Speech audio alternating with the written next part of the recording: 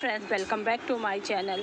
जय श्री कृष्ण। धृतराष्ट्र को महाभारत में कुरुक्षेत्र के युद्ध का सबसे बड़ा खलनायक माना जाता है, क्योंकि वे चाहते तो इस युद्ध को रोक सकते थे, परंतु उन्होंने पुत्र मोह में अपने ही वंश का नाश करवा दिया। धृतराष्ट्र आंखों से ही नहीं, मन से ही अंधे थे। उन्होंने अपने जीवन में वैसे तो कई पाप किए, लेकिन क्या आप जानते हैं कि उनके इन पापों के कारण उन्हें इतनी दर्दनाक मौत क्यों मिली? चलिए हम जानते हैं। और धृतराष्ट्र जन्म से ही अंधे क्यों थे? धृतराष्ट्र के जन्म से अंधे होने की वजह है उनका पूर्व जन्म का श्राप भी है। तो चलिए जानते हैं। कथा मिलती है कि धृतराष्ट्र अपने पूर्व जन्म में बहुत ही पापी राजा थे। वह किसी की भी भावनाओं का ख्याल नहीं रखते थे। महज अपनी प्रसन्नता के लिए वह किसी को भी परेशानी में डाल देते थे। ऐसी ही कथा मिलती है कि एक बार एक हंस का जोड़ा अपने बच्चों के साथ आराम से विचरण कर रहा था। तभी राजा धृतराष्ट्र ने आदेश दिया कि उस हंस की आंखें फोड़ दी जाए। उनके आदेश के चलते ऐसा ही किया गया। इसके बाद अगले जन्म में धृतराष्ट्र जन्म से ही अंधा पैदा हुआ।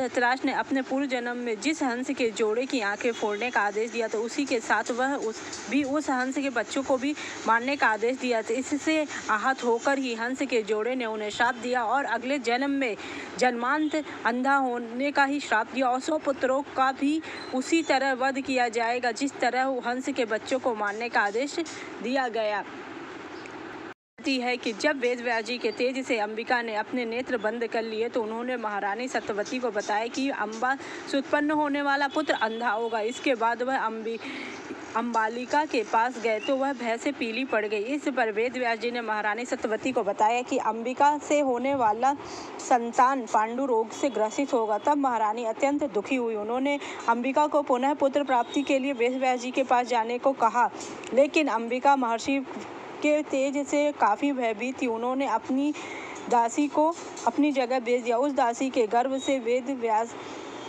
वेदांत में पारंगत विदुर जी का जन्म हुआ।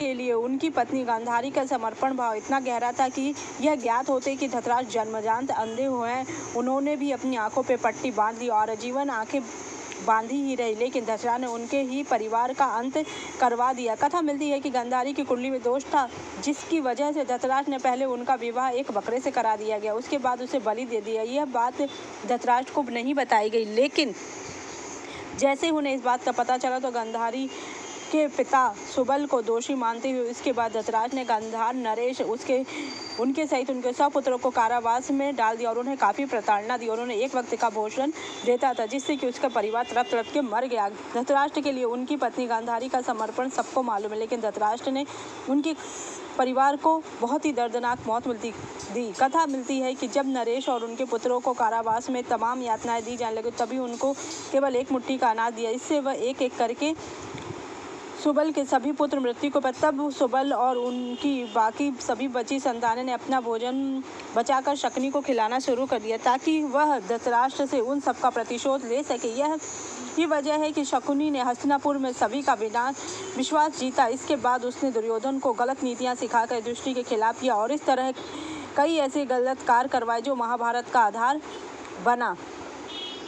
महाभारत का युद्ध समाप्त हुआ तो धृतराष्ट्र बेहद दुखी थे, क्योंकि सभी पुत्रों के साथ उनके अति प्रिय पुत्र दुर्योधन और दुशासन का भी अंत हो चुका था। उनके पुत्र दुर्योधन दुशासन को भीम ने बड़ी निर्दयता से मार दिया था। यही वजह थी कि उन्होंने भीम को मारने का योजना बनाई। जब पांडव धृतराष्ट्र को प्रणाम करने आए तो वह उनको गले लगाने की बजाय भगवान ने उनके मूर्ति को भेजा, जिसे कि धृतराष्ट्र ने तोड़ दिया। महाभारत का युद्ध समाप्त हो चुका था। अब धृतराष्ट्र और गांधारी के साथ ही एक महल में रहने लगे थे, लेकिन भीम आए दिन ही ऐसी वाणी का प्रयोग के धृतराष्ट्र को आहत हो जाता। करीब 15 बरस बीते, तभी उनके मन में वैराग्य जागृत हुआ और वह पत्नी के साथ वन को चले गए। चीरहरण के समय भी भीष्म और धृतराष्ट्र चुप रहे और इसी के चलते भगवान श्री कृष्ण को महाभारत युद्ध में कौरवों के खिलाफ खड़े होने का फैसला करना पड़ा। चीरहरण महाभारत की ऐसी घटना जिसके चलते पांडवों के मन में कौरवों के प्रति नफरत का भाव स्थायी हो गया। यह एक ऐसी घटना जिसे कि दुष्ट अंधा धृतराष्ट्र रोक सकता था। पुत्र मोह में धृतराष्ट्र ने पांडवों के साथ अन्याय पे अन्याय किया गया, लेकिन राजा और राज सिंहासन के प्रति निष्ठा के चलते भीष्म उनके साथ हमेशा खड़े। धृतराष्ट्र ने अपने पुत्र मोह के सारे अंश और देश का सर्वस्व नाश करा दिया।